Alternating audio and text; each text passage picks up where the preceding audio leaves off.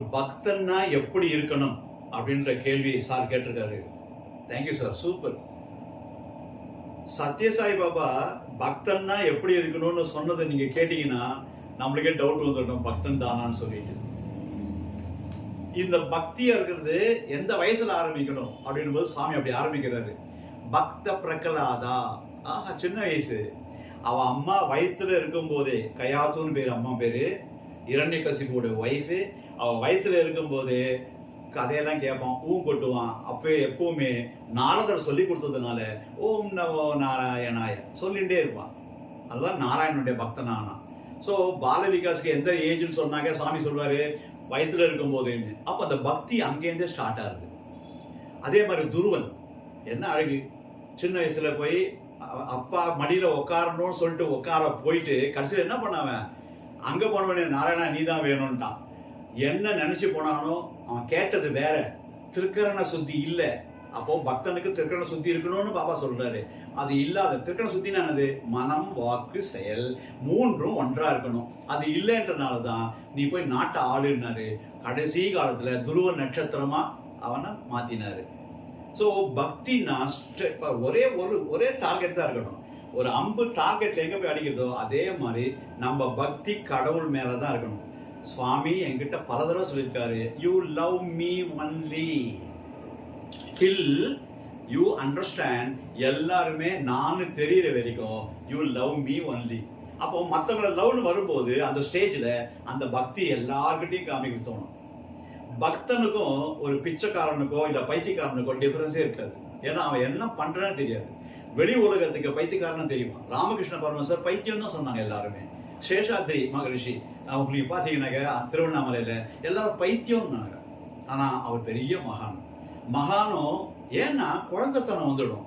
ஒரு ஞானி மாதிரி ஆன உடனே பக்தியில டாப் மோஸ்ட் போன உடனே குழந்தை மாதிரி ஆயிடுவார். இதுல என்னன்னா அன்கண்டிஷனல் லவ். சாமி என்ன கொடுத்தாரு அது இல்லை, ஏன் எனக்கு கொடுத்தாருன்னு கேட்க கூடாது. நம்ம கஷ்டம் வரும்போது சாமி எனக்கு ஏன் இந்த கஷ்டம் கொடுக்குறோம்னு கேட்கிறோமே சாமி கிட்ட. தவிர யாராவது ஒருத்தர் சாமி என்னை நன்னா வச்சிருக்கிய, என்னையே அப்படி வச்சிருக்கேன்னு யாராவது கேட்டிருக்கோமா அப்படின்னு பாபா கேட்கிறாரு. ஸோ எப்பவுமே எது நடந்தாலும் ஞாபகம் வச்சுக்கோங்க, அன்கண்டிஷனல் என்ன அர்த்தம், எது நடந்தாலும் அதுக்கு பேரு பிரசாத புத்தின்னு பேரு. அதுதான் பக்தியில டாப் மோஸ்ட்.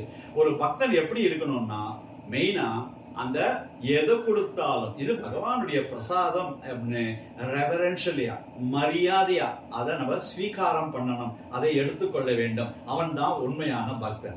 ஓகே சார், புரிஞ்சுதா? ஸோ அந்த பக்தி அப்படிதான் இருக்கணும்.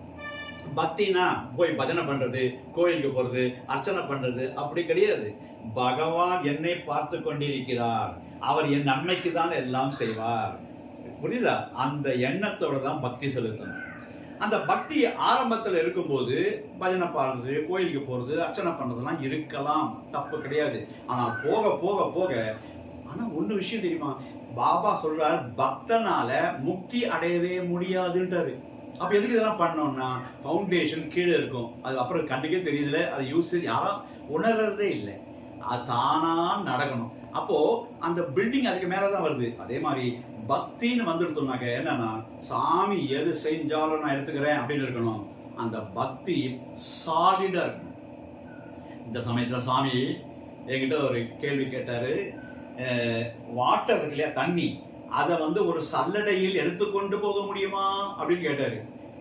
சாமி வாட்டரை சல்லடையில எப்படி சாமி எடுத்துட்டு போக முடியும், தண்ணியெல்லாம் கீழே கொட்டிடுவேன் அப்படின்னு சொன்னேன். அதுக்கு சாமி என்ன சொன்னாரு, கட்டாயம் எடுத்துட்டு போக முடியும். நான் சொன்னேன், சாமி நீங்க பகவான், நீங்க எடுத்துட்டு போக முடியும், மனுஷனால எடுத்துக்கொண்டு போக முடியுமா அப்படின்னு கேட்டதுக்கு அவர் அழகா பதில் சொன்னாரு, நீயே எடுத்துட்டு போகலாம், அப்புறம் என்ன அப்படின்னாரு. சாமி நான் எப்படி சாமி, சல்லடை போனா அவன் கீழே கொட்டிடாதா சாமி அப்படின்னு கேட்டேன். இப்ப நான் சொன்னா அது நடக்கும்னு தெரியலையா உனக்கு என்னாரு. சாமி அது 100% நீங்க எது சொன்னாலும் நடக்கும். ஆனா அந்த பக்தி எப்படி இருக்கணும், எப்படி பாருங்க, எனக்கு இது சொல்லிக் கொடுங்கோ.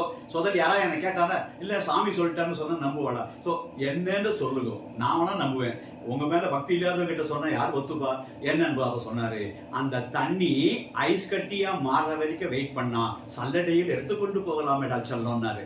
அப்போ பாருங்க, நம்ம பக்தி என்பது என்ன சொல்றாரு, சாலிடிஃபைட் அப்படி சொல்லுவீங்களா, சாலிடா இருக்கணும், திடமா இருக்கணும். அது தண்ணி மாதிரி இருந்தா ஓடி போயிடும், கேஸா இருந்தா கேஸ் என்னடா கேஸ் சொல்றான்னு வேலை அது அப்படின்னா பொய் சொல்றான்னு அர்த்தம். அந்த மாதிரி போயிடும். சாலிடா இருக்கணும் பக்தி என்பது. எப்படி சாலிடு? என்ன நடந்தாலும் என் சாமி இருக்காரு எனக்கு, அந்த ஒரு எண்ணம் வரணும். அதுதான் கம்ப்ளீட் சரணாகதியில கொண்டு போய் முடியும். அது ஞான மார்க்கம். ஆனா பக்தியில நாரத பக்தி சூத்திரத்துல அவ்வளோ சொல்லியிருக்காரு பக்தியை பத்தி.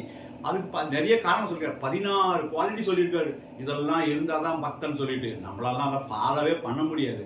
ஆனா சாமி ஒண்ணு சொன்னாரு, ஏன்னா மற்றவங்களுக்கு தீங்கு நினைக்காதே. ஃபர்ஸ்ட் பக்தனா இருந்தா இன்னொருத்தரை பத்தி புறம் பேசாதே. அதாவது பேக் பைட்டிங் சொல்லுவோம் இல்லையா, புறம் பேசாதேன்னு முதுகு பக்கம் போன புறம் தப்பா பேசுவார். சிலர் பத்தி பேசவே கூடாது. அதுவும் அவர் முன்னாடி இல்லாத போது பேசவே கூடாது. ஒருத்தர்கிட்ட நேரம் சொல்லலாம், ஆனா அவர் பின்னாடி அவர் போன பிறகு பேசுறது பக்தனுக்கு அழகா இல்ல. இது ரெண்டும் இருந்தாலே ஃபுல்லா பகவான் மேல வந்துடும். இது எப்படி இருக்கணும்னா, சரி தண்ணியை திறந்து விட்டா குழாயிலேயும் தண்ணி வரும், அது பிசுறா வரும். அதுக்கு பேரு ஜலதாரா அப்படின்னு பேரு. ஆனா ஆயில் இருக்கு, அந்த ஆயிலை திறந்து விட்டா அதுக்கு பேரு தைலதாரான்னு பேரு. அது சன்னமா துளி கூட பிசுறு இல்லாம அப்படியே வரும். 24/7 அந்த பக்தனாக இருக்கணும். இதுதான் சாமி ஆரம்பத்தை சொல்றாரு. இதை பத்தி சொல்லனா ஒரு வாரம் பேசலாம். ஆனால் கொஸ்டின் ஆன்சர் செஷன்னால இத்தோட இதை நிறைவு செய்கிறேன். நான் இன்னொரு அடுத்த ஒரு கொஸ்டினுக்கு பதில் சொல்றதுல உங்களை சந்திக்கிறேன். ஜெய் சாய்ராம்.